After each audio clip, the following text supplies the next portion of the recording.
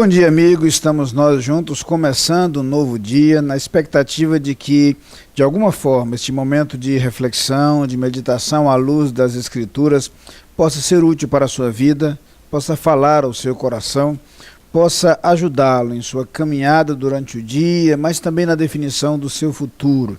Que suas decisões e que igualmente seus projetos sejam influenciados pela luz da Palavra de Deus. Quero transmitir um abraço especial para os aniversariantes de hoje, desejando-lhe muitas felicidades, que o Senhor o abençoe grandemente. E quero me dirigir a todos convidando para que os próximos instantes sejam de reflexão. Vamos à Bíblia Sagrada, vamos ver aquilo que Deus tem a nos falar neste instante. Você é nosso convidado todo especial, é muito gostoso contar com sua atenção e com sua companhia nesse início de dia. Vamos juntos a esse estudo da Palavra de Deus. No livro do profeta Isaías, no capítulo 7 e no versículo 14, nós lemos o seguinte: Portanto, o Senhor mesmo vos dará um sinal.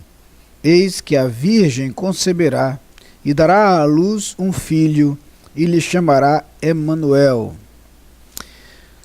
Normalmente fazemos referência a esse texto quando nos aproximamos da época do Natal, porque na verdade ele aponta diretamente para o nascimento de Jesus. Uma profecia apresentada mais de 700 anos antes da sua realização, mas que aponta claramente em direção ao surgimento daquele que chegaria no mundo como o Filho de Deus. E aqui uma referência específica ao nascimento virginal de Jesus, que acaba se tornando mais uma característica marcante de seu nascimento sobrenatural e, por conseguinte, uma confirmação daquilo que estava previsto nas profecias. É interessante perceber que entre as promessas encontradas no Antigo Testamento sobre o nascimento de Jesus, há aquelas que são um tanto genéricas, um tanto gerais, outras são mais específicas. E é nestas, ricas em minúcias, em detalhes, que é possível perceber que é exatamente a respeito de Jesus Cristo, nascido em Belém, que as profecias estão falando. Bem, mas hoje eu não quero falar especificamente sobre o nascimento de Jesus. Quero me deter na última palavra desse versículo, que faz referência ao nome que lhe é atribuído, o nome de Emanuel. Emanuel significa Deus conosco. E quando o evangelista Mateus faz referência ao cumprimento dessa profecia, quando do nascimento de Jesus, esse detalhe é apresentado.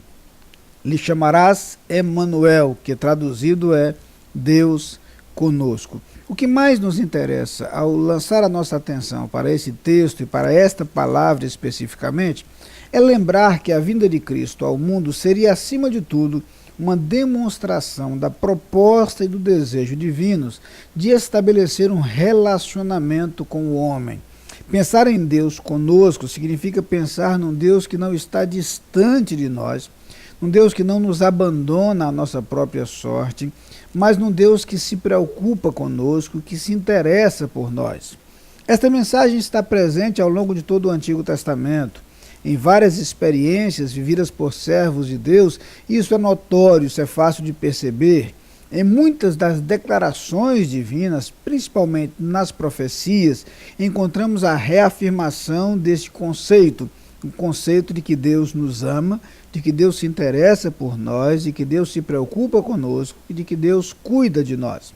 Por muitas vezes, é reafirmada a ideia de que Deus jamais nos abandona. Um Deus que não muda, é um Deus que mantém sua fidelidade para conosco, quaisquer que sejam as circunstâncias da vida. Isso está claro ao longo de todo o Antigo Testamento. No livro dos Salmos, por exemplo, somos lembrados por diversas vezes da fidelidade de Deus para com os seus servos. Normalmente nos Salmos, isso é apresentado do ponto de vista do homem que vive, que usufrui, essa experiência da fidelidade de Deus. Por isso, os salmos são frequentemente voltados para a adoração a Deus, para o louvor, para a sua exaltação, e algumas vezes explicitamente trazem a gratidão por esta presença de Deus, por esta intervenção divina, por essa demonstração do seu cuidado. Chegamos ao Novo Testamento e é em Jesus Cristo que temos a demonstração mais clara e mais direta desse interesse de Deus por nós. Jesus nos é apresentado como Emanuel, Deus conosco. A maior prova, a maior manifestação de que Deus deseja se relacionar com o homem é exatamente no momento em que Deus se faz homem em seu Filho Cristo Jesus. Para usar a expressão do evangelista, o Verbo se fez carne e habitou entre nós, e completa João, e vimos a sua glória como a glória do unigênito do Pai. Jesus se fez visível e, ao se fazer visível, tornou visível a glória de Deus. Podemos conhecer muito mais de Deus justamente através desta revelação em Cristo Jesus, mas não apenas isso. Nós passamos a nos relacionar com Deus através de Cristo Jesus. Deus conosco significa não apenas Deus presente de forma encarnada. Deus conosco significa a oportunidade e a possibilidade de conexão, de comunicação com Deus. A possibilidade de restauração do nosso relacionamento com Ele. E é por isso que Jesus é apresentado como o mediador. A carta aos Hebreus fala algumas vezes sobre isso. Paulo, ao escrever a Timóteo, fala sobre isso. E Paulo especificamente lembra que há um só Deus e também um só mediador entre Deus e os homens, Jesus Cristo.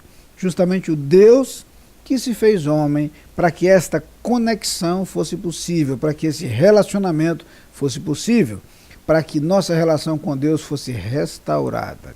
Eu quero que você pense na manhã desse dia na imagem de um Deus que o ama, de um Deus que se interessa por você e que se preocupa com você. E que você se lembrasse de que a maior, mais clara demonstração desse amor e desse interesse de Deus foi justamente a vinda de Jesus Cristo ao mundo. Jesus é Emanuel. Jesus é o Deus que se faz presente. A partir daí eu quero que você entenda que é justamente através de Jesus Cristo que podemos nos relacionar com Deus e que você trilhe este caminho. Vamos orar? Pai querido, muito obrigado, Senhor, porque a Tua palavra fala de modo muito claro a respeito da vinda de Cristo ao mundo para ser nosso caminho de acesso a Ti, nossa oportunidade para um relacionamento profundo contigo. Eu te peço que cada amigo que nos assiste neste instante tenha esta percepção, e que tendo recebido Jesus como seu Salvador, tendo trilhado este caminho, tendo optado por este único mediador, possam se relacionar contigo de forma plena, de forma ampla e experimentar tudo quanto nos proporcionas. É a oração que fazemos no nome de Jesus. Amém.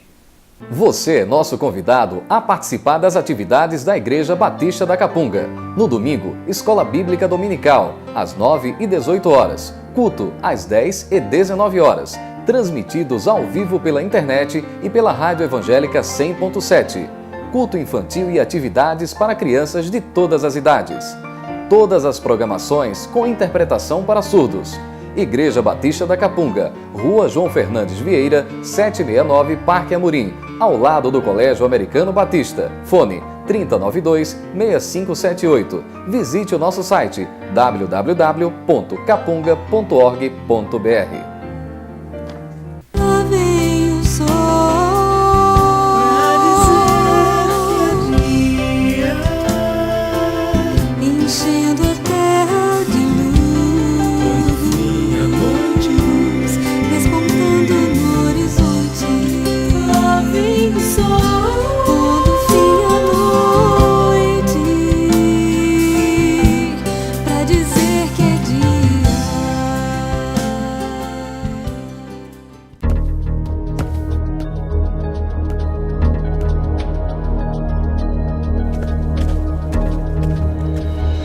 A Adlin cuida da sua empresa para você cuidar mais de você.